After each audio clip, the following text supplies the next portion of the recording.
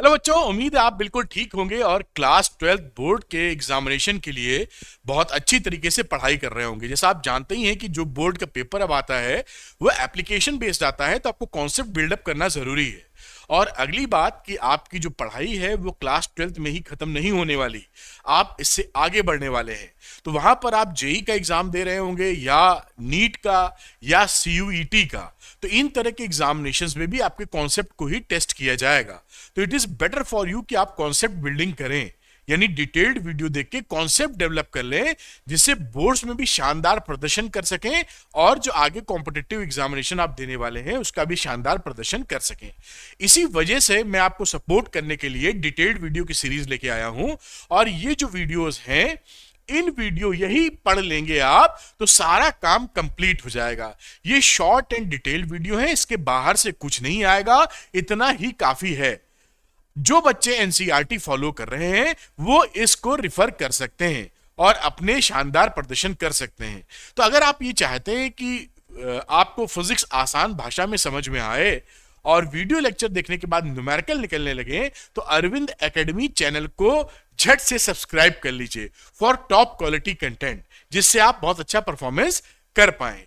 आज हम लोग पहुंचे हैं चैप्टर नंबर 12 पर, एटम्स पर। इसको मैंने 2 पार्ट में डिवाइड किया है जिससे सारी चीज कवर्ड हो, सब कुछ इसी में से आने वाला है। इसके पहले के चैप्टर्स की वीडियो देखने के लिए मैं लिंक आपको दे रहा हूं डिस्क्रिप्शन के अंदर, क्लिक करके आप देख सकते हैं, जिससे कि सीक्वेंस में जब भी आप पढ़ाई करते हैं फिजिक्स में तो आपको बहुत ट्रेमेंडस बेनिफिट होता है और फिजिक्स और आसान लगती है। मैं तो आसान बना ही रहा हूं और मजा आने लगेगा आपको, तो आप फॉलो कीजिए और मजा लीजिए। चलिए आज की बात स्टार्ट कर लेते हैं chapter 12 atoms for class 12 boards के लिए। जैसा मैंने बात किया कि 2 पार्ट में लेक्चर को डिवाइड किया है, आज पहला पार्ट आएगा, जो पहला पार्ट में डिस्कस करूंगा, जिसके अंदर आप पढ़ेंगे Thompson model of an atom, alpha particle scattering experiment, Rutherford nuclear model of atom, distance of closest approach, impact parameter, limitations of Rutherford model. इतनी बातें हम लोग पढ़ने वाले हैं। कई बच्चे कहते हैं सर आप जो यहां पढ़ा रहे हैं उसका हमें अगर पीडीएफ मिल जाए तो और आसानी हो जाती है। तो कोई समस्या की बात नहीं है, आप अरविंद एकेडमी टेलीग्राम चैनल को ज्वाइन कर लीजिए, इसका लिंक मैं डिस्क्रिप्शन में दे रहा हूं। यहां पर मैं इसके पीडीएफ अपलोड करूंगा और आपको आसानी से पीडीएफ मिल जाएंगे, पढ़ाई करते रहिए। कुछ बच्चे क्या चाहते हैं कि मुझसे पर्सनली पढ़ना, तो ये अरविंद एकेडमी ऐप है, शाम को यहां पर लाइव क्लासेस चलती हैं जहां पर आपको मैं पूरी चीज पढ़ाता हूं, कॉन्सेप्ट सारे डेरिवेशन कराता हूं, न्यूमेरिकल कराता हूं।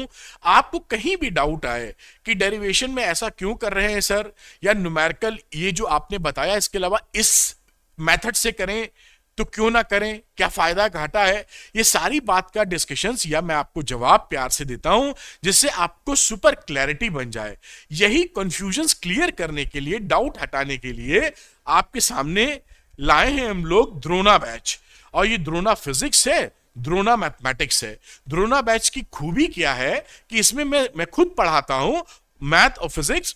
इसमें आपको सारी चीज पढ़ाने के बाद कि सारा कॉन्सेप्ट क्लियर करा दिया, डेरिवेशन सारे करा दिए, न्यूमेरिकल सारे करा दिए, उसके अलावा 2 डेडिकेटेड लेक्चर्स भी देता हूं। इसमें एक लेक्चर होता है जो एनसीईआरटी कॉर्नर के नाम पर है, जहां एनसीईआरटी के सवाल लगाते हैं हम लोग, और दूसरा लेक्चर होता है बेटा जो कि होता है पीवाईक्यूज कॉर्नर, जहां प्रीवियस ईयर क्वेश्चंस लगाते हैं। तो जब आप पूरा चैप्टर फिनिश करते हैं तो आपको ट्रेमेंडस बेनिफिट होता है, सारे कॉन्सेप्ट क्लियर हो जाते हैं।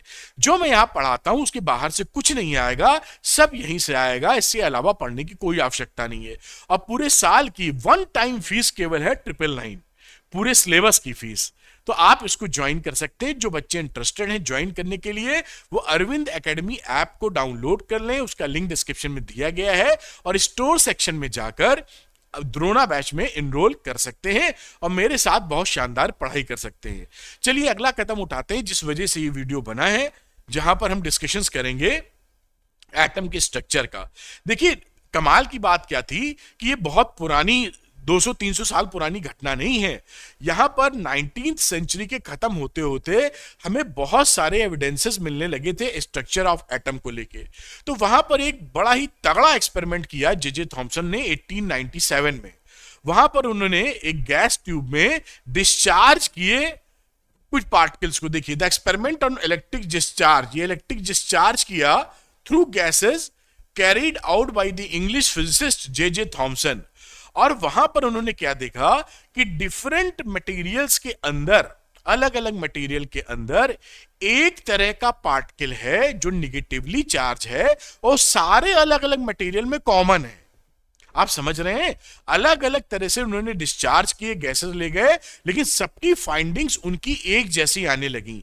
तो उन्होंने कहा कि भाई ये तो एक तो निगेटिवली चार्ज आइटम है पार्टिकल है, और सब में एक जैसा ही है।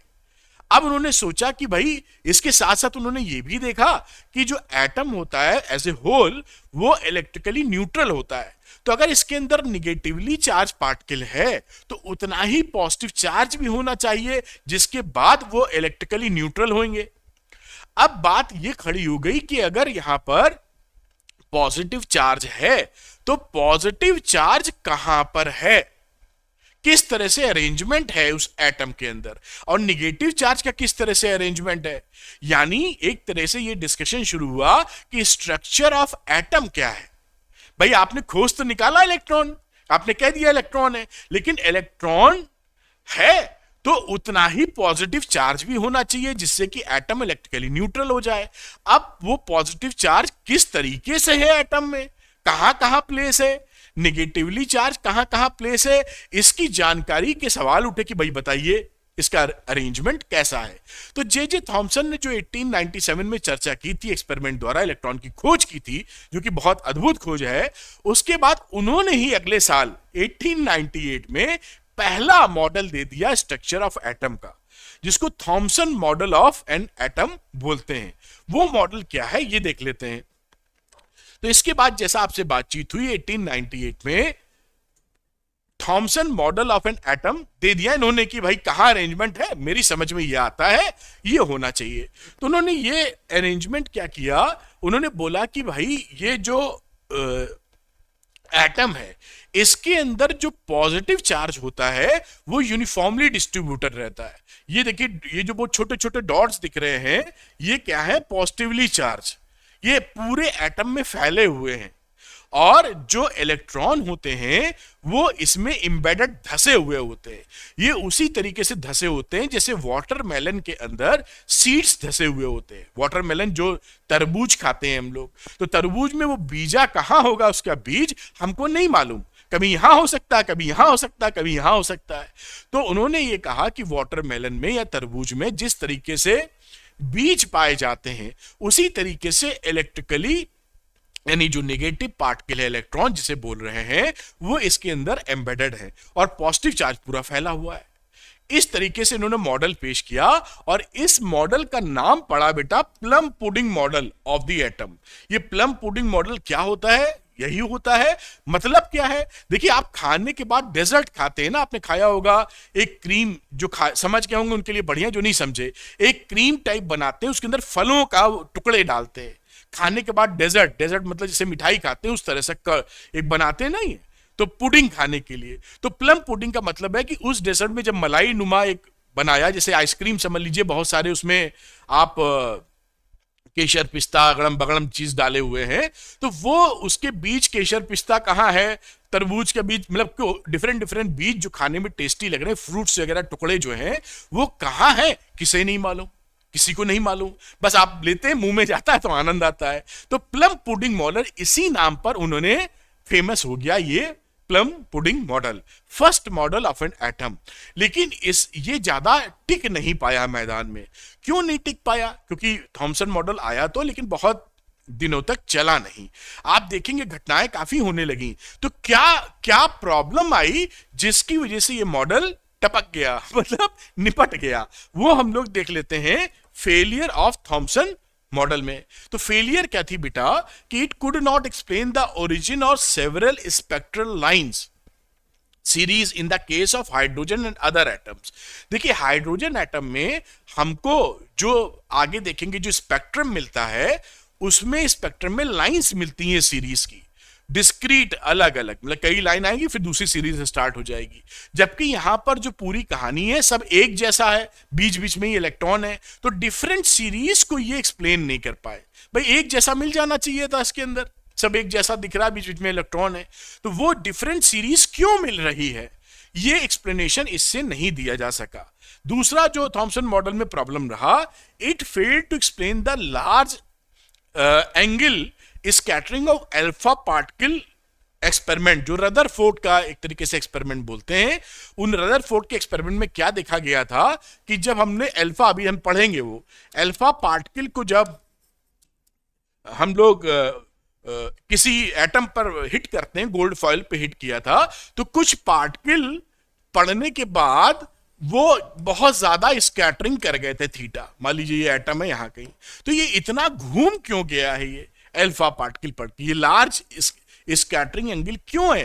क्योंकि एटम तो आप जो बता रहे हैं वो कहीं, ये लार्ज का मतलब टक्कर खाया है किसी से तो घूमा है, तो यहां तो सब फैला हुआ है एक जैसा थॉमसन मॉडल में। तो ये लार्ज स्कैटरिंग एंगल को रदरफोर्ड मॉडल, जो रदरफोर्ड का एक्सपेरिमेंट था, उससे ये एक्सप्लेन नहीं कर पाए, तो ये मैदान में टिका नहीं और ज्यादा दिन चल नहीं पाया।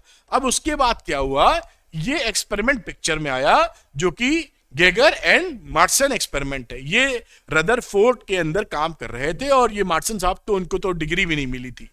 तो रदरफोर्ड ने सजेस्ट किया था 1907 में ही, 1898 में मॉडल आया, 1907 में उन्होंने बोला कि भाई ऐसा एक्सपेरिमेंट हम लोग को करना है।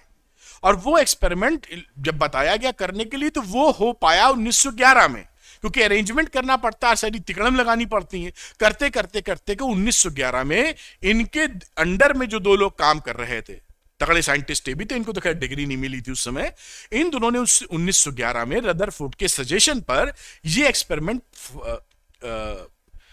किया। अब ये एक्सपेरिमेंट क्या था, देखिए, अल्फा पार्टिकल स्कैटरिंग एक्सपेरिमेंट, और इससे काफी पिक्चर क्लियर होने लगी। तो ये एक्सपेरिमेंट क्या था, इसका सेटअप क्या है, ये सारी बात हम लोग करेंगे। फिर इसके ऑब्जर्वेशंस क्या हैं, इसको देखेंगे। रदरफोर्ड ने ये ऑब्जर्वेशंस लेकर कुछ चीजें कंक्लूड की, अपना मॉडल दिया कि स्ट्रक्चर ऑफ एटम कैसा होना चाहिए, उसको भी हम लोग देखेंगे। तो चलिए शुरू करते हैं, समझते हैं कि इस एक्सपेरिमेंट का सेटअप क्या था। तो एक्सपेरिमेंट में इन्होंने क्या लिया, यहां पर एक रेडियो एक्टिव मटेरियल लिया गया जो कि अल्फा पार्टिकल को निकाल पाए। वो रेडियो एक्टिव मटेरियल था बिस्मिथ। तो रेडियो एक्टिव मटेरियल ले लिया गया, और ये जो यहां पर लेड ब्लॉक है, ये लेड ब्लॉक क्या करता है, जो रेडियो एक्टिव रेडिएशंस होती हैं उनको एब्जॉर्ब कर लेता है। तो बस इसके आगे थोड़ा सा छेद दिया गया, जैसे यहां दिख रहा है, ठीक, जहां से ये अल्फा पार्टिकल निकले।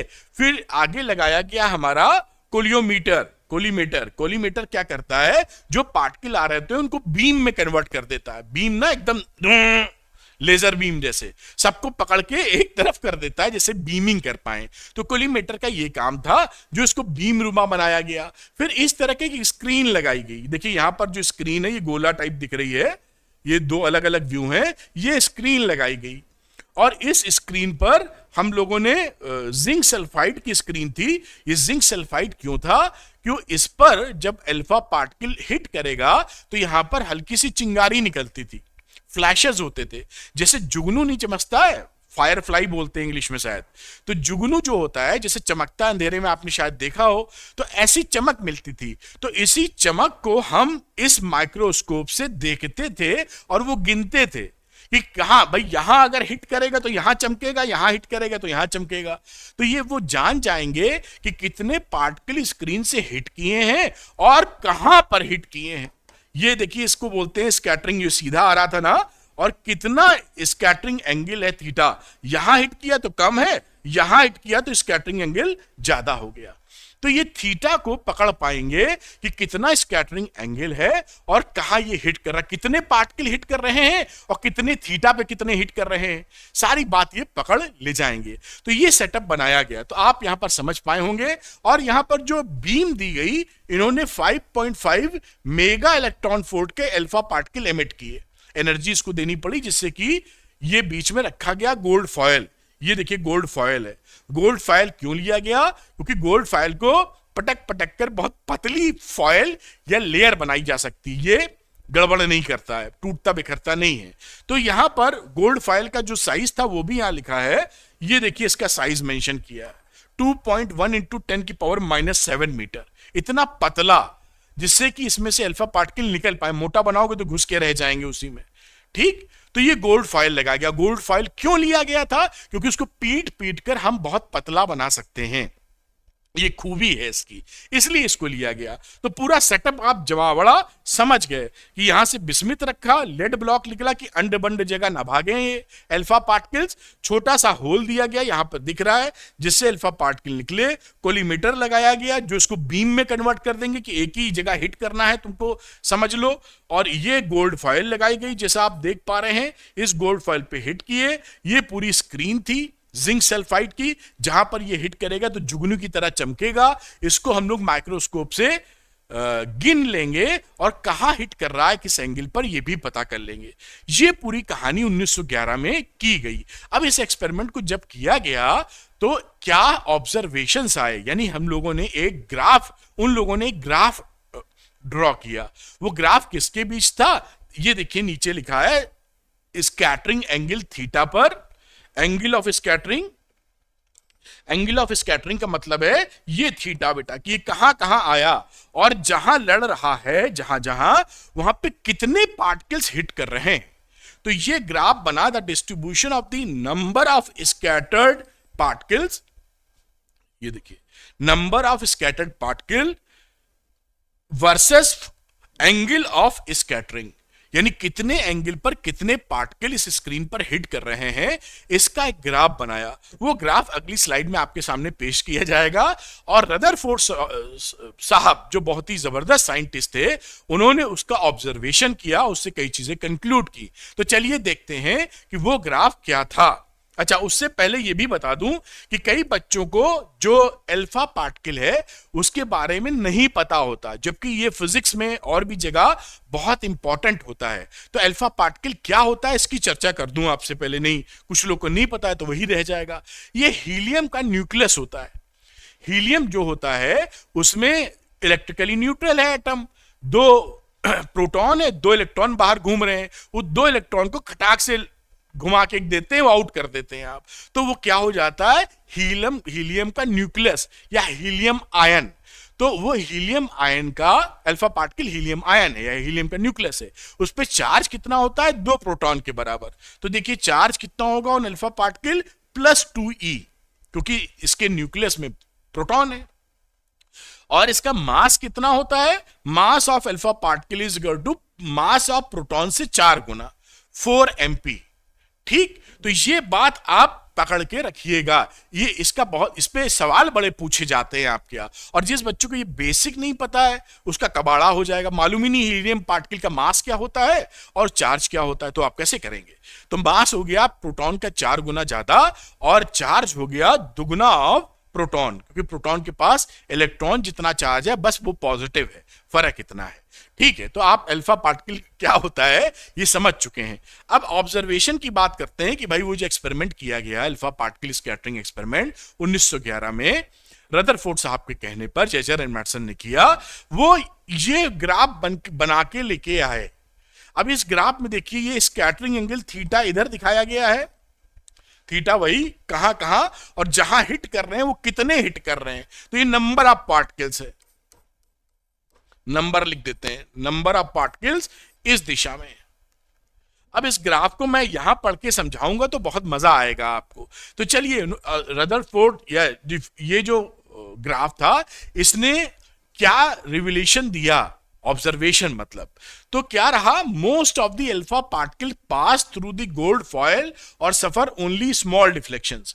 इनका कहना है कि जब हमने हिट किया गोल्ड फॉयल को अल्फा पार्टिकल से तो अधिकतर अल्फा पार्टिकल सीधे ही निकल गए, या मुड़े थीटा तो बहुत कम मुड़े थीटा।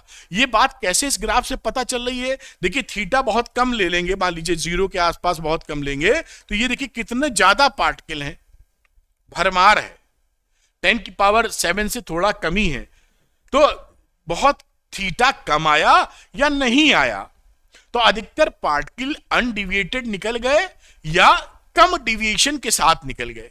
इससे अभी क्या कंक्लूड किया जाएगा, रिजल्ट आपको मजा आ जाएगा देख के। पहली बात ये दिखी। दूसरी बात, a few alpha particle about 8000 में एक पार्टिकल सफर किया 90 डिग्री या उससे ज्यादा का। तो देखिए 90 डिग्री यहां कहां है, 80 और 100 के बीच में, 90 यहां है। तो यहां पर अगर आप पार्टिकल देखते हैं, ये जो पॉइंट दिख रहा है जो करीब करीब 10 की पावर 2 से थोड़ा सा ज्यादा है, यानी 8000 में एक पार्टिकल, इतना कम, समझ में आ रहा होगा।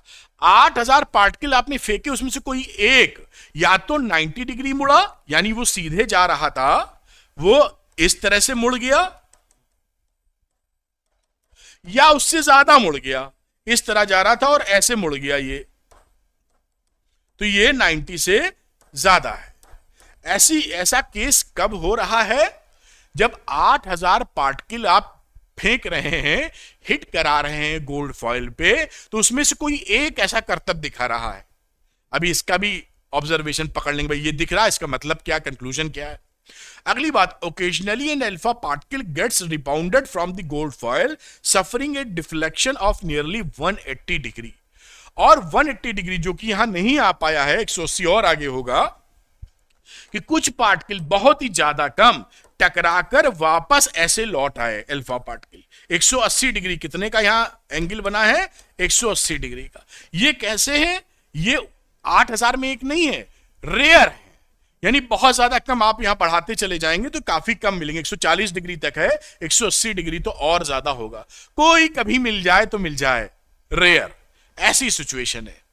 इस बात को आप समझ गए होंगे। इस बेसिस पर जो रदरफोर्ड ने फैक्ट्स निकाले इस ऑब्जर्वेशन पे, वो भी हम लोग समझ लेते हैं। देखिए कितने, ये कहानी कितनी इंटरेस्टिंग लगती है, थोड़ा सा अगर फिल्मों की तरह इसको पढ़े, और मैं फिल्मों की तरह आपको बताना चाहता हूं, जैसे मजा आए आपको और साइंस में बहुत रुचि हो जाए आपकी। तो देखिए यहां पर अब ऑब्जर्वेशन जब हुआ, तो इसका, इस ऑब्जर्वेशन का सिग्निफिकेंस क्या है, मतलब रदरफोर्ड ने ऑब्जर्वेशन देखे तो उससे कंक्लूड क्या करने लगे वो। ठीक, चलिए देखते हैं। तो Rutherford concluded the following facts. कौन कौन से फैक्ट्स कंक्लूड किए, उन्होंने कहा भैया, and most of the alpha particles pass through straight line through the foil, so most of the space with in atoms must be empty. उन्होंने कहा अधिकतर जो अल्फा पार्टिकल थे वो अनडिविएटेड सीधे निकल गए या बहुत कम एंगल पे गए। तो अगर अधिकतर वैसे जा रहे हैं तो इसका मतलब है कि वो खाली जगह से जा रहे हैं, तभी तो सीधे गए। भाई कोई चीज सीधे जा रही है तो क्या है, खाली जगह, अगर किसी से टकराती तो थोड़ी मुड़ जाती या ज्यादा मुड़ जाती। तो अधिकतर लोग जब सीधे चले गए तो उनका कहना है एटम में खाली स्पेस यानी एम्प्टी स्पेस बहुत ज्यादा है, जैसा यहां फिगर बनाने की भी कोशिश की गई है। अगली बात, to explain large angle scattering of alpha particle, यानी थीटा जो ज्यादा मिल रहा है, वो ज्यादा मिल रहा है, ये क्या, इसका क्यों मिल रहा है, फैक्ट क्या है इसके पीछे।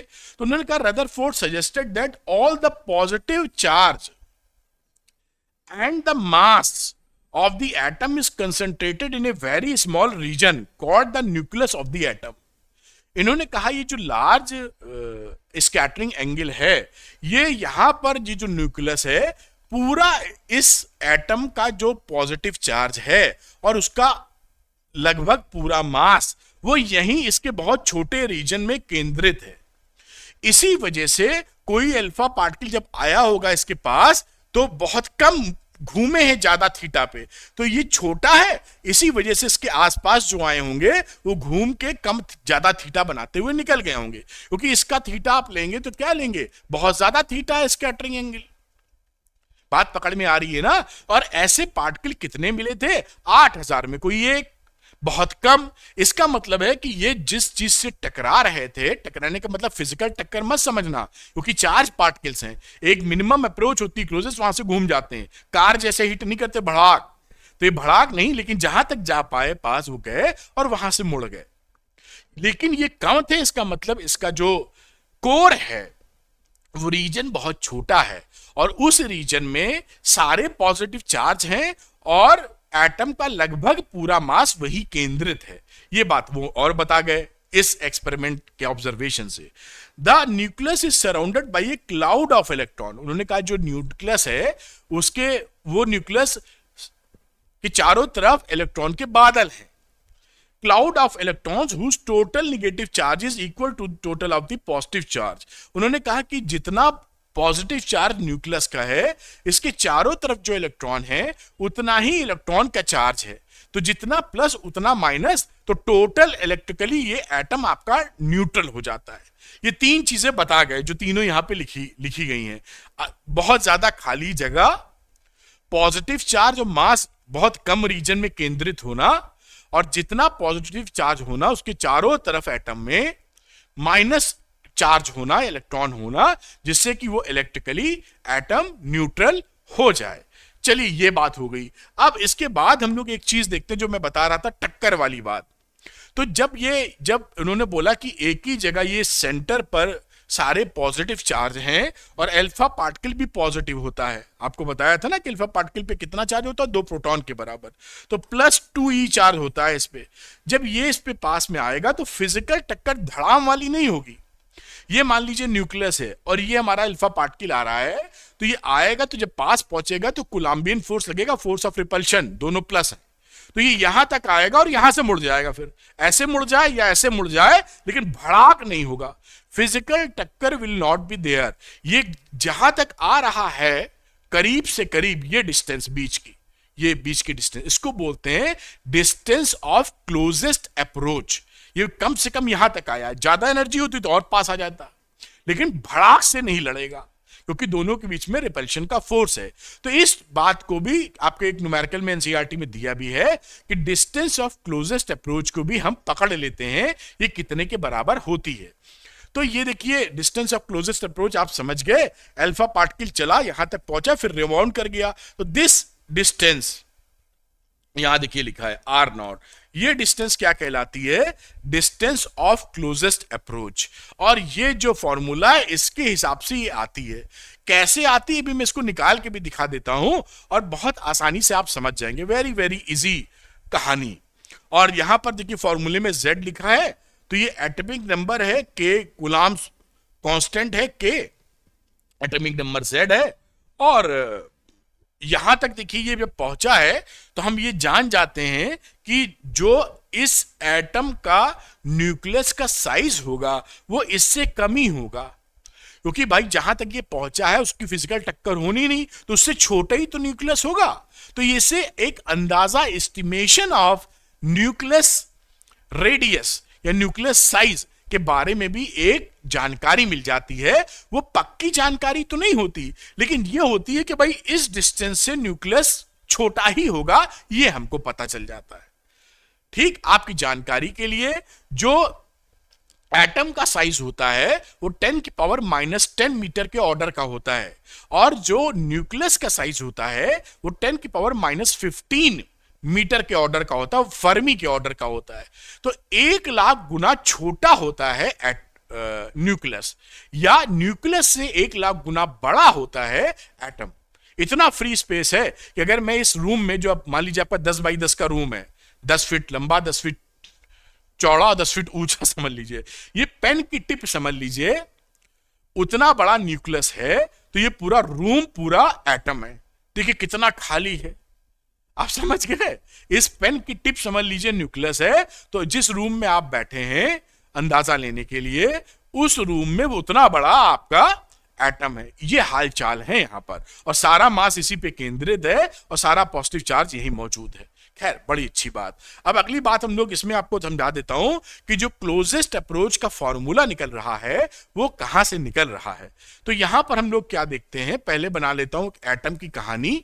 ये कुछ सेंट्रलाइज इसका पार्ट, ये हो गया न्यूक्लियस।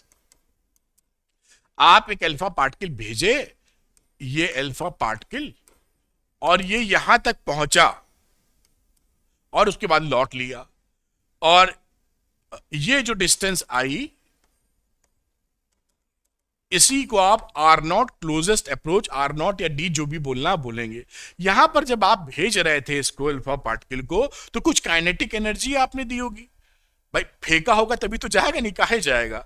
5.5 मेगा इलेक्ट्रॉन वोल्ट दी थी उन्होंने उस एक्सपेरिमेंट में, तो यहां कुछ काइनेटिक एनर्जी आपने K दी होगी, K ऑफ अल्फा लिख देते अल्फा पार्टिकल। और जब ये पहुंचा होगा क्लोजेस्ट अप्रोच पर, तो यहां जब पहुंचा होगा बेटा, तो एक क्षण भर के लिए रुक गया होगा, कोई चीज जा रही, क्षण भर के लिए रुकी फिर वापस हुई। तो जो क्षण भर के लिए जब वो रुकी है, तो वहां काइनेटिक एनर्जी तो रही नहीं, पोटेंशियल एनर्जी रह गई। तो यहां पर इस पॉइंट पर की एनर्जी को हम ले लेते हैं potential energy of alpha particle. यही काइनेटिक तो पूरी की पूरी पोटेंशियल में चेंज हुई होगी मेरे बच्चे, है कि नहीं, कंजर्वेशन ऑफ एनर्जी से। अब इसी को हम हिसाब किताब बना लेंगे। तो चलिए शुरू करते हैं। चार्ज ऑन अल्फा पार्टिकल क्या है, फटाफट देख लेते हैं। चार्ज ऑन अल्फा पार्टिकल होता है क्यू अल्फा लिख दो या Q1 लिख दो प्लस 2E के बराबर। और charge on scattering nucleus, charge on scattering nucleus, scattering nucleus का मतलब है जिससे टक्कर, इस पे कितना चार्ज है, तो इस पे चार्ज कितना होगा प्लस ZE। इसको अगर Q2 लिख दें तो प्लस ZE, इस पे इतना चार्ज है। तो यहां पर मैं इसको Q2 लिख देता हूं और इस पे लिख देता हूं प्लस ZE। न्यूक्लियस में तो प्लस ही चार्ज होता है। Z क्या है यहां पर, Z is the atomic number. Gold लिया था तो गोल्ड का जहां तक AU का 79 होता है, चेक कर लीजिएगा एक बार आप। अब इनिशियल काइनेटिक एनर्जी क्या रही, initial kinetic energy of alpha particle, तो इसे आप K अल्फा लिखेंगे और हाफ mv स्क्वायर से इसको शो कर सकते हैं। कलर बदल लेना चाहूंगा, हाफ mv स्क्वायर से। अब देखिए पोटेंशियल एनर्जी इस पॉइंट पे क्या रही, पॉइंट बी पर, तो potential energy at point B ऐसे लिख दिए, जो आप समझ गए होंगे पूरी बात। तो U की वैल्यू कितनी हो गई, K Q1 Q2 upon R0। यही पोटेंशियल एनर्जी का फॉर्मूला होता है, K कूलम्ब्स कांस्टेंट, Q1 का मतलब था Q अल्फा तो 2E, और ये हो गया ZE upon R0। Conservation of energy लगा दो by conservation of mechanical energy या एनर्जी। तो यहां पर यही जो काइनेटिक आपने दी थी वही पोटेंशियल एनर्जी में तब्दील हुई है। इन दोनों को इक्वेट कर देना हमको चाहिए, तो हाफ mv स्क्वायर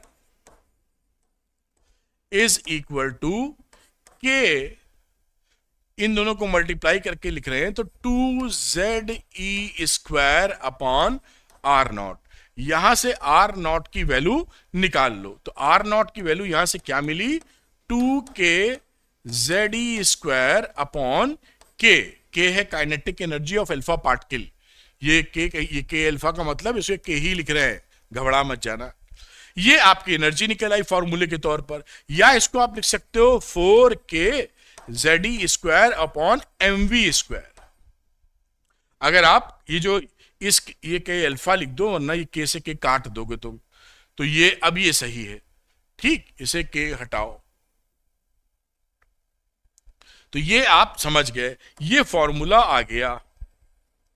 ये क्या है, डिस्टेंस ऑफ क्लोजेस्ट अप्रोच, जहां तक वो करीब से करीब पहुंच सकता है हिसाब किताब करते हुए। ठीक, अब वो जो एक्सपेरिमेंट कर रहे थे उन्होंने इसमें सारी वैल्यूज गोल्ड के हिसाब से पुट कर दी और देखा उसमें, तो उन्होंने देखा कि ये 41.3 फर्मी मीटर के आसपास आ रहा है। खैर एनीवे, आप इसे जब हम न्यूमेरिकल करेंगे तो उससे भी आपको क्लैरिटी मिलेगी, तो मैं उस बात को और नहीं बढ़ा रहा हूं, न्यूमेरिकल करना ही है अपने को एनसीईआरटी का। ये एक डेरिवेशन है डिस्टेंस ऑफ क्लोजेस्ट अप्रोच का, कि जो फॉर्मूला पीछे वाला निकला था, ये फॉर्मूला कहां से आया, तो ये मैंने आपको बता दिया। ये क्लोजेस्ट अप्रोच आपकी न्यूमेरिकल में दी गई है, वहां डेरिवेशन कराया गया है, तो स्किप मत करना, कोर्स में है।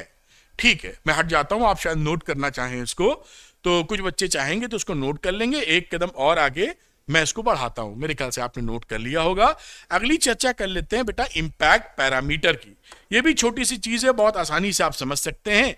इंपैक्ट पैरामीटर किसे बोलते हैं, तो इंपैक्ट पैरामीटर बोलते हैं, the impact parameter is defined as the perpendicular distance of the velocity vector of the alpha particle from the centre of the nucleus when it is far away from the atom. ये देखिए, ये जो nucleus है इससे एक line सीधी खींच दीजिए parallel, जिस दिशा में अल्फा पार्टिकल जा रहा है इससे दूर जो ये परपेंडिकुलर डिस्टेंस है इसे हम बोलते हैं इंपैक्ट पैरामीटर।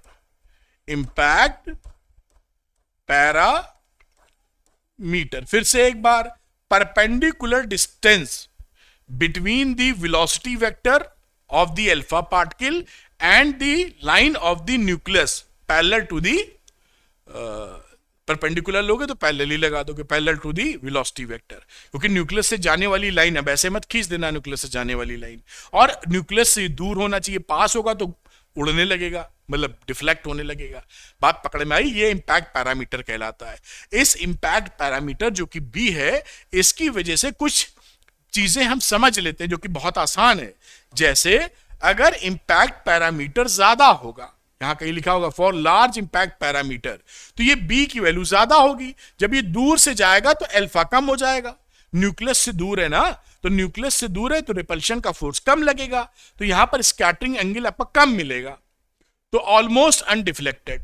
अगर बी ज्यादा है तो थीटा हमारा कम है, थीटा है स्कैटरिंग एंगल। अगर इसी का उल्टा है कि बी कम है तो थीटा ज्यादा है। और फॉर स्मॉल इंपैक्ट पैरामीटर्स, अगर हमारा बी कम है तो थीटा विल बी हायर। तो parameter the repulsive force is large, भाई न्यूक्लियस के पास है तो रिपल्सिव फोर्स ज्यादा मिल जाएगा। So the alpha particle is scattered through large angle. यही बात जो यहां पे लिखी है वहां से आप पकड़ पाए होंगे। फॉर हेड ऑन कोलिजन, ऐसे जाए और ऐसे ही लौट आए तो इंपैक्ट पैरामीटर 0 होना चाहिए वहां पर। तो यहां पर बी अगर 0 हो जाता है तो आप कहेंगे थीटा कितना है, 180 डिग्री। बस ये इंपैक्ट पैरामीटर की कहानी है, बहुत ही सरल। अब ये जो ट्रेजेक्टरी है, path of alpha particle, trajectory बोलते हैं फिजिक्स में या मैथ्स में। पाथ इसका क्या होगा, ये कौन डिफाइंड करता है? ये डिफाइंड करते हैं दो पैरामीटर, एक तो इंपैक्ट पैरामीटर बी, और दूसरा जो आपने यहां पर nature of the potential field लगा रखा है। तो ये दो चीजों पे डिपेंड करते हैं, impact parameter and nature of potential field, जिसके तहत इसको भगा रहे हैं आप अल्फा पार्टिकल को जो जा रहा है। फील्ड ही लगाया होगा तभी तो एक तरफ जाएगा, नहीं तो रुक जाएगा, वो काहे को जाएगा एक सीधी लाइन में जहां फेंकना चाह रहे हैं। तो ये इंपैक्ट पैरामीटर की कहानी हो गई, जिससे आप समझ पाए होंगे। अब रदरफोर्ड साहब ने सारी बातें जब समझ ली तो अपना एक मॉडल पेश किया एटम का। वो मॉडल काफी हद तक ठीक था, लेकिन कुछ कमियां भी थी, तो वो कमियां भी हम देखेंगे आज, और इनका मॉडल भी देखेंगे। उस कमियों को दरकिनार किया था नील बोर ने, वो भी शानदार साइंटिस्ट थे। तो वो अगले लेक्चर में नील बोर और बाकी कहानी हम लोग निपटाएंगे। जो एग्जिस्टिंग मॉडल है वो नील बोर के आसपास का मॉडल है। तो खैर, रदरफोर्ड मॉडल क्या रहा एटम का? An atom consist of A small and, Rutherford ने मॉडल दिया कि जो एटम है उसके बहुत छोटा और हैवी मैसिव सेंट्रल कोर होता है, in which the entire positive charge and almost whole mass of the atom are concentrated. एक एटम के अंदर एक कोर है, बहुत छोटी सी जगह है जहां पर एटम का सारा पॉजिटिव चार्ज और सारा मास कंसंट्रेटेड है। दूसरी बात, this core is called nucleus, और इसी कोर को हम क्या बोल देते हैं, क्या बोला रदरफोर्ड साहब ने, ये न्यूक्लियस है। पहली बात ये हो गई। दूसरी बात, the size of the nucleus 10 की power -15 metre is very small then the size of the atom, जिसका साइज है 10 की पावर -10 मीटर। मैंने आपको फील कराने के लिए एग्जांपल दिया था कि जिस कमरे में बैठे हैं, पेन की टिप को समझिए न्यूक्लियस है और पूरे कमरे को समझिए वो एटम है, क्योंकि 1,00,000 गुने का फर्क है 10 की पावर 5। तो समझ गए होंगे। अगली बात, इनका तीसरा नंबर का जो मॉडल में कहानी रही, the nucleus is surrounded by a suitable member of electrons so that the total negative charge is equal to the total positive charge, जिससे ये पूरा एटम इलेक्ट्रिकली न्यूट्रल हो जाए। तो स्ट्रक्चर ऑफ एटम को बताते हुए वो कहां पहुंचे कि जितना कोर में पॉजिटिव चार्ज है उतना ही नेगेटिव चार्जेस के चारों तरफ, क्योंकि पॉजिटिव और नेगेटिव चार्ज बराबर है, इसलिए आपका atom as a whole electrically neutral है। अब चौथे नंबर का पॉइंट, इन्होंने कहा the electrons revolve around the nucleus.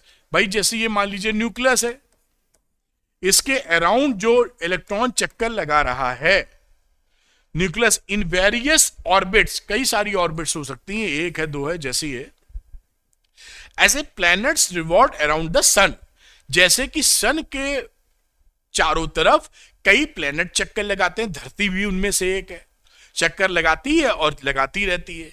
उसी तरीके से जो आपका इलेक्ट्रॉन है वो चक्कर लगा रहा है। अब आपको जानते हैं कि लगभग सर्कुलर मोशन करने के लिए इसको एक सेंट्रीपिटल फोर्स की आवश्यकता होती है। बिना सेंट्रीपिटल फोर्स के सर्कुलर मोशन पॉसिबल नहीं होता। तो ये जो इनके बीच का सेंट्रीपिटल फोर्स है, जो एफसी आवेगा, वो कहां से मिलता है इनको, तो मिलता है इन दोनों के फोर्स ऑफ अट्रैक्शन से, जो कूलाम फोर्स लग रहा है प्लस का और ये माइनस का, जो इलेक्ट्रिकल फोर्स है, इलेक्ट्रिकल अट्रैक्शन का फोर्स, तो इलेक्ट्रिकल अट्रैक्शन के फोर्स से सेंट्रीपिटल फोर्स मिल जाता है और वो इसके बराबर होता है, जिससे कि ये गोल गोल चक्कर लगाता है। वो इलेक्ट्रिकल फोर्स को मैं एफ लिख देता हूं। इस तरीके से उन्होंने पूरी चीज बता के अपना चाक चौबंद स्थिति बना दी कि ये स्ट्रक्चर ऑफ एटम है। बड़ी अच्छी बात है भाई, आप भी समझ गए, हम लोग भी समझ गए, कुछ दिन इनकी भी कहानी चली। लेकिन क्या रहा, आप जैसा मैं बात कर रहा था कि कुछ खामियां बहुत तगड़ी मिली इनके अंदर, फिर ये मॉडिफिकेशन चाहिए हुआ, ये ध्वस्त हो गया मॉडल। तो क्या खामियां मिली?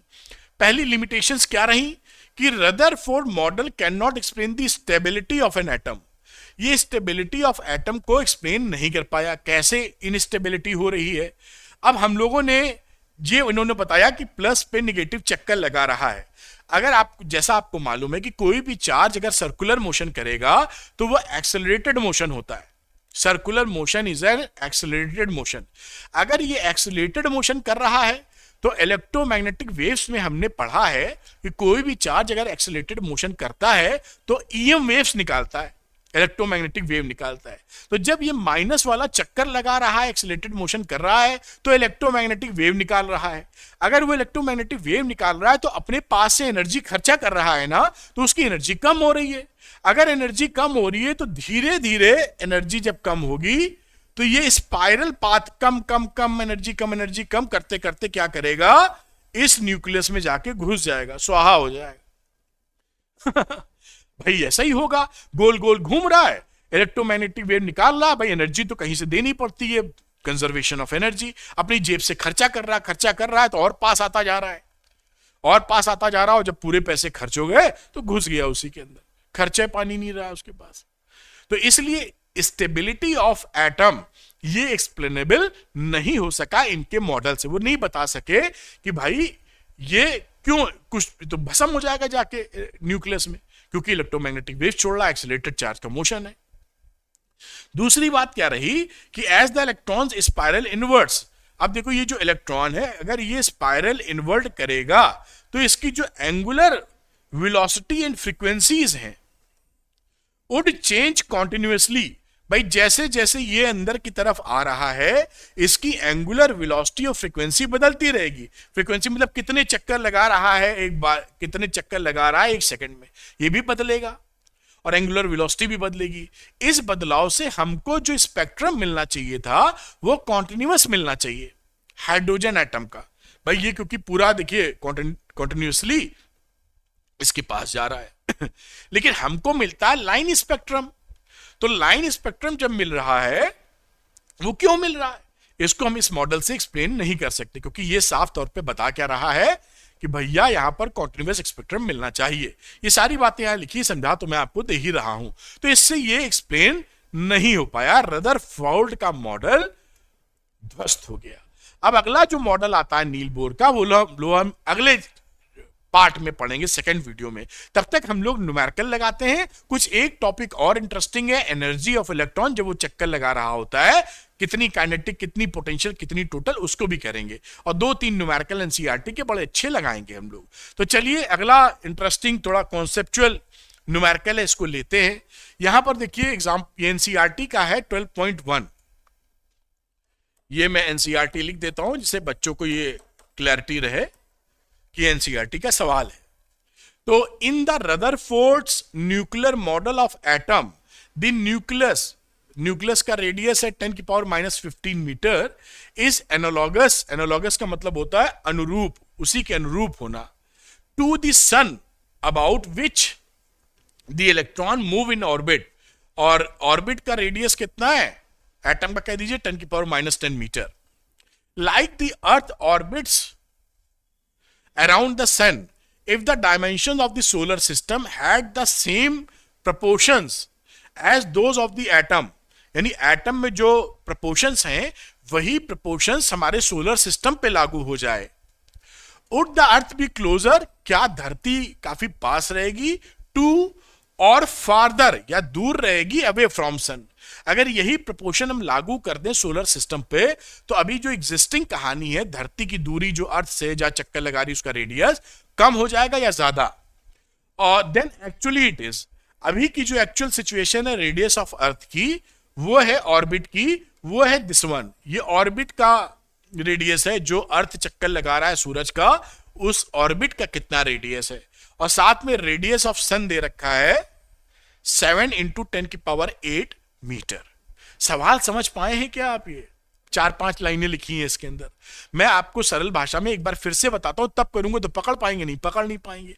इन्होंने पूरी चर्चा की है कि भाई जैसे रदरफोर्ड बता गए कि भाई इलेक्ट्रॉन न्यूक्लियस का चक्कर लगा रहा है, तो उन्होंने कहा न्यूक्लियस की जगह आप सन समझ लीजिए, इलेक्ट्रॉन की जगह धरती समझ लीजिए. ऐसा ही तो कह रहे थे रदरफोर्ड. अगर उसी जो एटम का बीच का मामला है, radius of orbit and radius of nucleus में जो प्रोपोर्शन है, वही प्रोपोर्शन हम धरती और सन के बीच के ऑर्बिटल रेडियस में और रेडियस ऑफ सन के बीच में लागू करते हैं. तो अभी जो सिचुएशन है रेडियस ऑफ ऑर्बिट की, उससे वो क्या होगी, यानी हमारा अर्थ सूरज से पास जाएगा कि दूर जाएगा. तो सबसे पहले हम लोग क्या करते हैं कि एटम के लिए प्रोपोर्शन निकालते हैं. तो एटम के लिए प्रोपोर्शन देखिए 10⁻⁻10 मीटर ले लीजिए और 10⁻⁻15 मीटर ले लीजिए. ये क्या है, ये क्या चीज है, रेडियस ऑफ ऑर्बिट और ये क्या है, रेडियस ऑफ न्यूक्लियस. और ये दोनों किसके अंदर की बातचीत चल रही है, इन दी एटम. समझे, एटम के अंदर radius of orbit upon radius of nucleus का प्रोपोर्शन ले लिया और इसको जब डिवाइड किया तो वैल्यू आ गई 10⁵. अब यही चीज हम सोलर सिस्टम पे लागू कर देते हैं, तो यहां लिख देते हैं in the solar system. In the solar system बेटा. अब यहां पर दो बातें, एक तो रेडियस ऑफ ऑर्बिट और यहां हो गया रेडियस ऑफ सन, क्योंकि वही न्यूक्लियस की तरह काम कर रहा है. तो इसकी चर्चा हम करेंगे. कितना है रेडियस ऑफ ऑर्बिट, हमको अभी पता नहीं है, मैं इसको लिख देता हूं कैपिटल R. और रेडियस ऑफ सन हमको दिया गया है 7 × 10⁸. और इसी का प्रोपोर्शन इसी के बराबर आ जाए 10⁵ के. देख पा रहे हो ना, सेम प्रोपोर्शन आ जाए तो हमने बराबर कर दिया. यही लॉजिक यहां ठोक देना है. अब यहां पे जो रेडियस निकल के आया मेरे बच्चों, वो कितना आया, 10⁵ × 7 × 10⁸. और इसकी वैल्यू हो जाएगी कितनी, 7 × 8 13 10⁻13 मीटर. अब ये जो रेडियस ऑफ सोलर ऑर्बिट आई है, ये एक्चुअल जो ऑर्बिट थी देखिए 10⁻11 थी और यहां 10⁻13 है. तो this is 100 times, this is 100 times greater than the actual orbit, actual orbital radius of Earth, radius of Earth. बात समझ गए आप कि अभी जहां पर सिचुएशन है उससे धरती और सूरज के बीच में जो रेडियस है वो 100 गुना ज्यादा बड़ा हो जाएगा. तो ये क्या हो जाएगा, दूर हो जाएगा कि दूर हो जाएगा. इससे ये भी साबित होता है कि देखिए एटम के अंदर कितनी खाली जगह है. भाई ये प्रपोर्शन लागू किए अगर हम सोलर सिस्टम पे, तो धरती और सूरज तो वैसे ही बहुत दूर है, और 100 गुना और दूर कर दीजिए आप, तो कितना खाली स्पेस है। सूरज न्यूक्लियस, धरती इलेक्ट्रॉन, हर जगह खाली खाली। ये कहानी हो गई। तो पूछा जो था वो मैंने निकाल दिया है एज और मेरे ख्याल से बात समझ में आ गई। तो यहां लिख सकते हैं दस द अर्थ, इसका कंक्लूजन, दस the earth would be much farther away from the sun। ये इसका आंसर या कंक्लूजन हो गया, और ये पूरी बात हम समझ पाए। तो ये थोड़ा सा कॉन्सेप्चुअल क्वेश्चन है, ये आपको महसूस कराने के लिए कि भाई एटम में और न्यूक्लियस के बीच खाली खाली मामला है, बहुत एम्प्टी स्पेस है। वो चीज लागू कराई गई सोलर सिस्टम में, आप जैसे फील कर सके। तो आप इसको नोट कर लें, इसको सवाल को कैसे किया है मैंने और समझाया है। फिर हम लोग अगली चर्चा आगे का एक न्यूमेरिकल और बनाते हैं इसी एनसीईआरटी का मेरे बच्चे। तो चलिए, इसको आप नोट किए होंगे ऐसा उम्मीद है मुझे। थोड़ा सा ऊपर कर देना चाहिए तो पूरी बात आप तक आ जाएगी। ठीक है, मेरे ख्याल से स्क्रीनशॉट या पॉज करके इसको आगे बढ़ा पा रहे होंगे आप। चलते हैं अगले न्यूमेरिकल के ऊपर बेटा। ये आ गया नेक्स्ट न्यूमेरिकल, और इसको करने की भी चर्चा हम लोग करेंगे। लिखा है, ये भी एनसीईआरटी का ही सवाल है।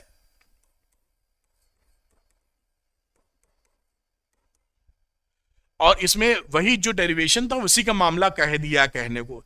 इन्हें गेगर मार्टसन एक्सपेरिमेंट, जो रदरफोर्ड के कहने पर उनके अंडर जो काम करते थे, और रदरफोर्ड साहब भी जो है वो थॉमसन साहब के अंडर काम फेलोशिप कर चुके थे। ये देखिए जबरदस्त कहानी रहती है, जैसे लगता है इनका एक साइंटिफिक रिश्ता है आपस में। खैर उस बात को छोड़ते हैं, समझ रहे हैं ना। तो थॉमसन के फेलोशिप की हुई थी रदरफोर्ड ने, उन्होंने और आगे बढ़ाया, इनके अंदर शिष्यों ने और कमाल किया, उसकी वजह और आगे बढ़ी। साइंस ऐसे ही बढ़ती है। खैर, तो in Geiger and Marsden experiment, what is the distance of closest approach to the nucleus of a 7.7 MeV mega electron volt alpha particle before it comes momentarily to rest and reverses its direction। मतलब ये यही बोल रहे हैं जो हम लोगों ने भी डेरिवेशन किया था। यहां न्यूक्लियस पकड़ा था हम लोगों ने, और अल्फा पार्टिकल ऐसे जा रहा है, और यहां मोमेंटरी रेस्ट पर हुआ और वापसी कर ली इसमें। ये क्या है? अल्फा पार्टिकल आपको दिखाया था वहां पर, तो समझ में आई होगी बात। यहां पर काइनेटिक एनर्जी थी जिसे के अल्फा के नाम से हमने शो किया था, यहां पोटेंशियल एनर्जी थी, इसको चाहो तो यू अल्फा लिख दो। यहां पर काइनेटिक कितनी थी इस समय?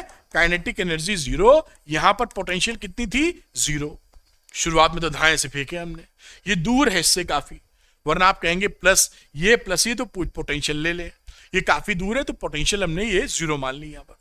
और ये जब पहुंची तो टोटल पोटेंशियल काइनेटिक नहीं रही है। इसी से आपकी, क्योंकि अब ये इनिशियल की एनर्जी है और ये ई फाइनल की है, कंजर्वेशन से total energy E F is equal to E I हो जाएगा, जैसे एनसीईआरटी में शायद करके दिखाया है। अब यहीं पर चीजों को बराबर कर लीजिए। काइनेटिक एनर्जी कितनी थी यहां पर? हाफ एम वी स्क्वायर, और यहां पर फाइनल एनर्जी क्या थी?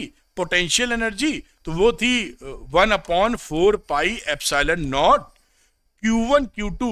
तो Q1 Q2, Q1 था +2 इलेक्ट्रॉन पे चार्ज, अल्फा पार्टिकल पे चार्ज +2e, और इस पे चार्ज कितना है? Ze। हम कर चुके हैं डेरिवेशन, इसलिए मुझे पूरी उम्मीद है कि इन बातों को आप पकड़ पा रहे होंगे। अपॉन क्लोजेस्ट अप्रोच यहां पे ले लेते हैं एनसीईआरटी के हिसाब से D, दिस इज D। अब इसको आप जब बराबर करेंगे और निकालेंगे तो यहां पर क्या वैल्यू मिलेगी? देखिए आपको क्या निकालना है? डी निकालना है। तो you will get D is equal to 2ze square upon 4 pi epsilon nought into kinetic energy. इसको आप हाफ एम वी स्क्वायर कह दीजिए या इसको काइनेटिक एनर्जी कह दीजिए। आप के अल्फा लिख देता हूं। तो ये के अल्फा से अगर आप इसको इक्वेट करेंगे तो डी की वैल्यू देखिए क्या मिल जाएगी। यहां पर डी ऊपर 2 जेड ई स्क्वायर ये ऊपर आ गया, 4πε0 नीचे है और के अल्फा नीचे है। पकड़ लिए इसको, यही इस तरह से करके बताया गया है। अब जो कहानी एक्सपेरिमेंट में थी या इसमें बताई गई है कि अल्फा को इतना एमईवी दिया गया है, इसको जूल में चेंज करना होगा, और के की वैल्यू कितनी है 7.7 मेगा इलेक्ट्रॉन वोल्ट, मतलब 7.7 इंटू 10⁻6 इंटू 1.6 इंटू 10⁻⁻19 जूल, और ये वैल्यू आपकी आ जाएगी 1.2 इंटू 10⁻12 जूल। ये काइनेटिक एनर्जी के अल्फा हो गई। 1/4πε0 हमें पता ही है, बहुत बार कार्यक्रम कर चुके हैं, 9 इंटू 10⁹ न्यूटन मीटर स्क्वायर पर कूलाम स्क्वायर होता ही है। इलेक्ट्रॉन पे चार्ज पता ही है, तो इस पे सारी वैल्यूज रख देते हैं। क्लोजेस्ट अप्रोच निकालते वक्त 2 लिखते हैं। अच्छा, Z की बात करो तो Z of gold foil AU, उसकी वैल्यू हम ले लेते हैं 79। अभी मैं इसको Z ही रख रहा हूं, जैसे NCERT में था, जैसे आप पकड़ पाए, इसको मैं Z ही रहने दे रहा हूं, और 1.6 इंटू 10⁻⁻19 का स्क्वायर कर दिया है। और नीचे की क्या है 1/4πε0, तो 9 इंटू 10⁻9 आ ही गया था, और के अल्फा का मतलब है 1.2 इंटू 10⁻12। ये कहानी अब सॉल्व कर लीजिए। जब आप सॉल्व करते हैं तो इसकी वैल्यू बनती है 3.84 इंटू 10⁻16 जेड मीटर। जेड क्या है? Atomic number. अभी ये एक्सपेरिमेंट में गोल्ड फॉयल था, तो यहां पर दिस इज एटॉमिक नंबर, और गोल्ड के लिए फॉर गोल्ड AU हमारा Z का वैल्यू कितना होता है 79 होता है। अब इस 79 को यहां पे पुट कर दो गोल्ड के लिए, तो for gold distance of closest approach क्या रहा 3.84 इंटू 10⁻16 इंटू 79, और ये वैल्यू आ गई हमारा 30 फर्मी मीटर। फर्मी मीटर का मतलब क्या होता है 1 FM का मतलब होता है 10⁻⁻15 मीटर। तो ये डिस्टेंस ऑफ क्लोजेस्ट अप्रोच आपको 30 फर्मी मीटर मिली। तो ये actually radius of gold atom नहीं है, क्योंकि जो actual radius of gold atom होता है इससे काफी कम है, लेकिन एस्टिमेशन मिल जाता है हमको। तो मैं लिख देता हूं एक्चुअल जो बाद में निकाली गई है, actual radius of gold nucleus, उसकी वैल्यू आती है 6 फर्मी मीटर। तो देखिए 6 फर्मी मीटर से ये 5 गुना ज्यादा है 30 फर्मी मीटर। लेकिन इससे एक बात तो साबित हो ही जाती है भाई कि इससे कम ही होगा रेडियस ऑफ न्यूक्लियस, क्योंकि यहां तक तो पहुंच ही गया है अल्फा पार्टिकल। तो एस्टिमेशन हमको मिल जाता है और एक्चुअल वैल्यू ये निकाली गई है। इससे क्या पता चल जाता है कि भाई ये इसके बीच में काफी छोटा न्यूक्लियस है, और इसके बीच में डिस्क्रिपेंसी है या गड़बड़ी है दोनों में, इस वजह से है कि इन दोनों के बीच में फिजिकल टक्कर नहीं हो रही है। कोई अल्फा पार्टिकल भड़ाक से लड़ा नहीं है यहां पर, क्योंकि अल्फा पार्टिकल यहां जाके रुक गया था। तो ये डिस्टेंस भी तो आ गई, यानी अल्फा पार्टिकल का जो रेडियस होगा साथ में रेडियस ऑफ न्यूक्लियस जो होगा उससे भी ज्यादा ये होगा, है ना। इस वजह से इन दोनों रिजल्ट में थोड़ा सा डिस्क्रिपेंसी आती है, जो आप समझ पाए होंगे। मैंने सारी चीज एक एक पॉइंट एक्सप्लेन कर रहा हूं, जैसे आप इन वीडियो के बाद सुपरलेटिव डिग्री में पहुंच जाएं। कुछ और पढ़ने की जरूरत नहीं है, ये वीडियो अपने आप में मोर देन सफिशिएंट है, निश्चिंत हो जाइए आप। खैर, अभी बात खत्म नहीं हुई है, बात चल रही है आगे। तो एक टॉपिक और करेंगे हम लोग, उस पर भी न्यूमेरिकल, तब बाद में कहानी बनेगी। तो मैं इसको रोकता हूं जिससे आप इस बात को दोबारा हैंडल कर पाए, समझ पाए। मेरे ख्याल से आप स्क्रीनशॉट लिए होंगे या इसको पॉज करके नोट किए होंगे, जैसा आप बोलते हैं कमेंट्स में, जो मैं पढ़ता हूं। और कमेंट करके मुझे बताते रहिए कि कमेंट करके कि कैसा लग रहा है, क्या और सपोर्ट चाहिए, क्या डाउट है। मैं पूरी कोशिश करता हूं कि कमेंट का आपके रिप्लाई कर सकूं। तो ये आप इसको नोट कर लें बेटा, फिर हम लोग आगे की चर्चा को बढ़ाएंगे। तो चलिए आगे की चर्चा को बढ़ाने की कोशिश करते हैं।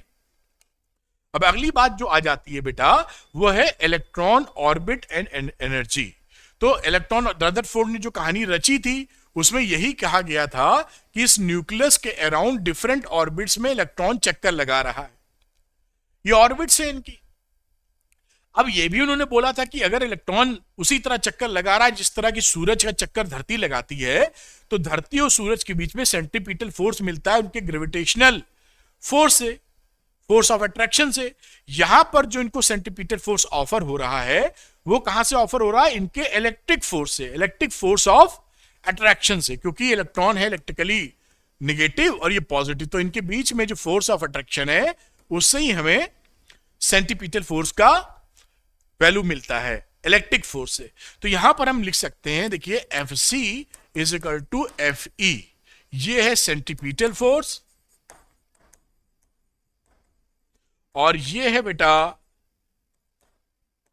Electric force. इस समय ये फोर्स अट्रैक्शन का है। तो ये बात आप समझ पाए होंगे। अब इसी को बैलेंस कर दीजिए भाई, एफ सी क्या होता है? mv square by R. तो यहां पर मैं कलर यही लेके चलता हूं, mv स्क्वायर बाई आर जो कि एफ सी की वैल्यू है, और इलेक्ट्रिक फोर्स जो क्या हो जाएगा? Q1 1/4 pi epsilon naught Q1 Q2। तो ये इलेक्ट्रॉन इसी में इतना चार्ज, क्योंकि एटम तो इलेक्ट्रिकली न्यूट्रल होगा, प्लस ई, तो E इंटू ई यानी ई स्क्वायर, और इनके बीच का distance which is R square. ये मामला बन गया। अब इसको अगर सॉल्व करेंगे तो आर की वैल्यू यहां से एक आर इसके स्क्वायर को खा गया, अब आर की वैल्यू निकाल लो, तो आ गया E square upon 4 pi epsilon naught into M V square. ये है क्या? Radius of the orbit. जो रेडियस है, जिस रेडियस पर, ऑर्बिट रेडियस है जहां पर इलेक्ट्रॉन चक्कर लगा रहा है। तो ये आप कह सकते हैं ऑर्बिट, ऑर्बिटल रेडियस या ऑर्बिट ऑफ द रेडियस। ये बात यहां पर बराबर बैठ गई। अब यहां से हम इस समय इसकी काइनेटिक एनर्जी और पोटेंशियल एनर्जी भी निकालना चाहते हैं। मैं मेरे ख्याल से यही निकाल दूं क्योंकि फोटो यहीं बनी हुई है। तो अगर मैं इस समय, रुक जाओ तुम, जगह कम बची लेकिन कोई बात नहीं है। हम लोग अगर बातचीत करें कि इसकी हम काइनेटिक एनर्जी निकालना चाहें, तो काइनेटिक एनर्जी इलेक्ट्रॉन की कितनी हो जाएगी? Half M V square. यहां से वी स्क्वायर की वैल्यू इसमें पुट कर दो बेटा, हाफ रखा, एम रखा, और ये देखिए वी स्क्वायर यहां से निकालोगे तो ये एम आ जाएगा नीचे, देखना ध्यान से, 1/4 पाई एप्सिलॉन नॉट, एम आ गया नीचे, और ई स्क्वायर अपॉन आर, ये वैल्यू दिख रही है। अब यहां पर देखिए इस m से भाई साहब ये m निपट गया है, और ई स्क्वायर 8, ये वैल्यू हो गई E square upon 8 pi epsilon not R. ये this is the kinetic energy. और पोटेंशियल एनर्जी इस समय कितनी है वो भी निकाल लो बेटा, बहुत ही मजेदार चीजें और सरल चीजें हैं। तो पोटेंशियल एनर्जी U जो कि है पोटेंशियल एनर्जी, वो कितने के बराबर होती है? 1/4 pi epsilon naught Q1 Q2 with sign, तो minus E and plus E upon बीच का डिस्टेंस विच इज आर। तो ये वैल्यू क्या हो गई? Minus E square upon 4 pi epsilon not R. ये देखिए ये पोटेंशियल एनर्जी और ये काइनेटिक एनर्जी। इसमें देखिए बिल्कुल ये जो है इससे आधी है नेगेटिव साइन के साथ में। अब इसकी टोटल एनर्जी भी यही निकाली दे रहा हूं, पीछे मैंने बता रखा है, एक साथ ही कहानी खत्म कर दूंगा। तो यहां पर चलिए, अगर हम इस समय इसकी टोटल निकालना चाहें एनर्जी, तो टोटल का मतलब K प्लस U, दोनों को आपस में जोड़ मारिए, तो ये रहा E square upon 8 pi epsilon not R और minus E square upon 4 pi epsilon naught into R, और इसका रिजल्ट क्या आ जाएगा? Minus E square upon 8 pi epsilon naught into R. अब ये तीनों एनर्जीज हमने निकाल दी। देखिए इन तीनों में रिश्ता भी कुछ बनता हुआ दिख रहा है। ये देखिए जो ई टोटल है ये काइनेटिक एनर्जी से माइनस साइन लिखा हुआ है, तो काइनेटिक के आगे अगर माइनस के लिख दें हम तो ये आपकी टोटल एनर्जी हो जाएगी। और ई और इसमें क्या रिश्ता है, देखिए ये इसकी u जो है हमारी ये डबल है, यानी u का आधा ये है, तो दिस इज u/2। ये रिलेशनशिप है जो हमें ध्यान में रख लेनी चाहिए कि ई टोटल होता है माइनस के बराबर और ई होता है पोटेंशियल एनर्जी का आधा। ठीक, आप समझ पाए होंगे। तो ये भी मैंने पूरा यहां पर आपको निकाल दिया। ये कहानी क्या थी कि इलेक्ट्रॉन जो चक्कर लगा रहा है न्यूक्लियस के, उसका रेडियस क्या है चक्कर लगाते वक्त, उसकी काइनेटिक एनर्जी क्या है, पोटेंशियल क्या है, टोटल एनर्जी क्या है। ठीक है, इसको आप नोट कर सकते हैं। मैं इसको नीचे करता हूं जैसे पूरी बात आपकी समझ में आ जाए। तो इसको आप नोट कर लीजिए बेटा, नोट करना मेरे ख्याल से बेहतर होगा। फिर एक पे इसी पर एक एनसीईआरटी में क्वेश्चन है, उसको हम लोग करेंगे, तो ये नोट कर पाए होंगे आप। थोड़ा सा ऊपर ले जाता हूं जिससे पूरी चीज आप नोट डाउन कर पाए। तो ये चीजें आपके सामने है, मेरे ख्याल से आपने नोट किया होगा। चलिए इसका अगला जो एग्जाम्पल है एनसीईआरटी में उसको भी धाराशाही करने की कोशिश। अच्छा, ये तो उसी का एक्सप्लेनेशन है जो मैंने समझाया है। ये देखिए इक्वेट बराबर किया है, वही सब वहां पर किया है जो आप समझ सकते हैं। और ये माइनस साइन आता है पोटेंशियल एनर्जी में, दिखाता है फोर्स ऑफ अट्रैक्शन को। फोर्स ऑफ अट्रैक्शन है, प्लस आता तो रिपल्शन होता।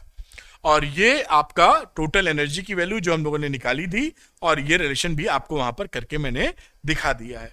अब आ जाता है सवाल, आज का अंतिम सवाल न्यूमेरिकल। ये भी एनसीईआरटी का ही सवाल है बेटा, ये लिखा हुआ है तो यहां लिखने की आवश्यकता नहीं है। तो example 12.3, it is found experimentally that 13.6 electron volt energy is required to separate a hydrogen atom. देखिए इसका मतलब समझिएगा, अगर हाइड्रोजन एटम में कोई इलेक्ट्रॉन यहां पर है, चक्कर लगा रहा है, तो इसके पास निगेटिव एनर्जी होती है, और जितनी एनर्जी इसके पास है उतनी ही इसको अगर हम सप्लाई कर दें तो इसकी टोटल एनर्जी 0 हो जाएगी, और फिर इसका साथ ही छोड़ देता है, इंफिनिटी चला जाता है। ये क्यों इससे बाउंडेड है? क्योंकि निगेटिव एनर्जी इसके पास है, इसने इसका कर्जा ले रखा, आप समझ जाइए, तो छोड़ के भाग नहीं सकता है। बात पकड़ में आ रही है? तो निगेटिव एनर्जी इसके पास जितनी होगी उतनी ही एनर्जी आप देकर टोटल एनर्जी इलेक्ट्रॉन की शून्य कर दोगे तो ये इसको छोड़ देगा, इसका भार कर्जा उतर जाएगा। तो अगर 13.6 इलेक्ट्रॉन वोल्ट हम एनर्जी देकर इसको भगा रहे हैं तो इसकी इस समय एनर्जी क्या होगी? -13.6 इलेक्ट्रॉन वोल्ट। तभी हमने इतनी सप्लाई की और नेट एनर्जी 0 कर दी, जिससे कि ये इलेक्ट्रॉन निकल गया और ये हाइड्रोजन एटम आयनाइज हो गया। आयनाइज होने का मतलब इलेक्ट्रॉन बाहर चला गया, तो पॉजिटिव चार्ज हो गया। बात समझ में आ गई होगी आपको। अब यहां पर जो एनर्जी है उसको हम लोग जूल में कन्वर्ट कर लेते हैं। बहुत सरल होता है करना। आप 1.6 इंटू 10⁻⁻19 से मल्टीप्लाई कर दीजिए, तो -2.2 इंटू 10⁻18 जूल -18 जूल के हिसाब से आ जाएगा। अब देखिए टोटल एनर्जी की जो कहानी थी, पूछा क्या है, देखिए into a proton and an electron, compute the orbital radius, यानी हमको चाहिए आर, एंड द वेलोसिटी। तो ऑर्बिटल रेडियस हमने एक ये फॉर्मूला पढ़ा था अभी, E is equal to -E² upon 8 pi epsilon not R. ये देखिए अभी करके दिखाया था, ज्यादा पीछे नहीं जाते, यहीं कहीं दिख जाएगा। टोटल एनर्जी जो थी -E² upon 8 pi epsilon not R, इसी का जिक्र कर दिया है। अब E हमको यहां पर R निकालना हो तो R को क्या लिख सकते हो? E² upon 8 pi epsilon naught into E। अब सारी वैल्यू रख दो यहां पर, 1/4 पाई एप्सिलॉन नॉट का ये 2 से और कर देना, 9.2 और 9 होता है, ये 4 इंटू 2 लिख दिया यहां। तो इसको लिख दीजिए -9 इंटू 10⁻⁹ इलेक्ट्रॉन का चार्ज का स्क्वायर, और यहां एक 2 बचेगा, वो 2 ये आ गया, और इसकी एनर्जी थी -2.2 इंटू 10⁻⁻18। इसको जब आप सॉल्व करोगे तो you will get 5.3 into 10⁻11 metre. ये आपका बेटा आंसर आ गया पहले वाले का, कि रेडियस ऑफ इलेक्ट्रॉन कितना होगा। अब वेलोसिटी पूछा है, तो वेलोसिटी के लिए आपको दिखा देता हूं इस रिलेशन को, बाकी इसकी जगह जो mv² वाला रिलेशन है, इस रिलेशन से वेलोसिटी निकालेंगे हम लोग। तो यहां देखिए mv²/r लिखा है, तो अगर मैं v निकालने की कोशिश करूं, यहीं पे दिखा देता हूं, कलर बदल लेता हूं जैसे आपको लगे अलग से लिखा हुआ है। यहां अगर मैं v लिखने की कोशिश करूं तो v को क्या लोगे, e² का आ जाएगा ऊपर e, इस r से r ये स्क्वायर वाला कट जाएगा, और ये हो जाएगा √4πε0 mr। तो ये वेलोसिटी का अगर रेडियस हमको पता है तो वेलोसिटी का फॉर्मूला आ गया एक तरीके से। अब इसका इस्तेमाल कर लेंगे हम लोग, तो इसका इस्तेमाल यहां पर कर लेते हैं कलर को बदलते हुए। तो एज डिस्कस्ड लिख देते हैं, जो वेलोसिटी का फॉर्मूला आ गया E/√4πε0 mr आ गया, और इसमें सारी वैल्यूज रख दीजिए। 1.6 इंटू 10⁻⁻19, और इसकी वैल्यू वगैरह 4πε0 की वैल्यू रखते हुए मास ऑफ इलेक्ट्रॉन लिख दीजिए जो कि 9.1 इंटू 10⁻31, और रेडियस की वैल्यू क्या है 5.3 इंटू 10⁻11 है, और ये 1/√4πε0 है। 1/4πε0 का वैल्यू होता है, देखिए मैं यहां पे दिखाऊं आपको, 1/4πε0 का वैल्यू लिखते हैं 9 इंटू 10⁹, इसका रूट ले लेंगे आप, तो इसका भी रूट ले लेंगे, और ये वैल्यू कितनी बचेगी 3 इंटू 10⁻, ये बन जाएगा कितना 9 का अंडर रूट लिखेंगे आधा का, तो 9/2 आ जाएगा। तो ये इसकी वैल्यू पूरी 1 की इतनी आप पुट कर सकते हैं। इसको पुट करके जब आप सॉल्व करेंगे तो वेलोसिटी मिलेगी 2.2 इंटू 10⁶ मीटर पर सेकेंड, और ये आपका आंसर हो गया। इस तरह से ये आप कर सकते हैं। तो आइए आप इसको देखिए और फिर बात करते हैं हम लोग। तो इस तरह से आप इस क्वेश्चन को, एग्जाम्पल को बहुत ही बढ़िया ढंग से कर सकते हैं। कर लिया होगा नोट डाउन अब तक। तो आपने देखा कि अगर आप ये चाहते हैं कि फिजिक्स जो है सरल भाषा में समझ में आए, वीडियो लेक्चर देखने के बाद न्यूमेरिकल निकलने पड़े और सब कुछ यहीं से आए, इसके अलावा आपको कुछ पढ़ने की आवश्यकता नहीं है। तो जो बच्चे एनसीईआरटी फॉलो कर रहे हैं, इस सीरीज को फॉलो कीजिए। ये जो आप कर रहे हैं ये मोर देन सफिशिएंट है बोर्ड एग्जामिनेशन के लिए, और स्ट्रॉन्ग फाउंडेशन है आने वाले कॉम्पिटिटिव एग्जामिनेशन के लिए। तो उम्मीद करते हैं ये वीडियो आपको पसंद आया होगा। वीडियो अगर पसंद आया तो लाइक और शेयर कीजिएगा। अरविंद एकेडमी चैनल को सब्सक्राइब कीजिएगा। इस वीडियो का पीडीएफ अगर लेना है तो आप अरविंद एकेडमी टेलीग्राम ग्रुप को, चैनल को ज्वाइन कर सकते हैं। उसका भी लिंक डिस्क्रिप्शन में दिया है। Thank you very much. Wish you all the best.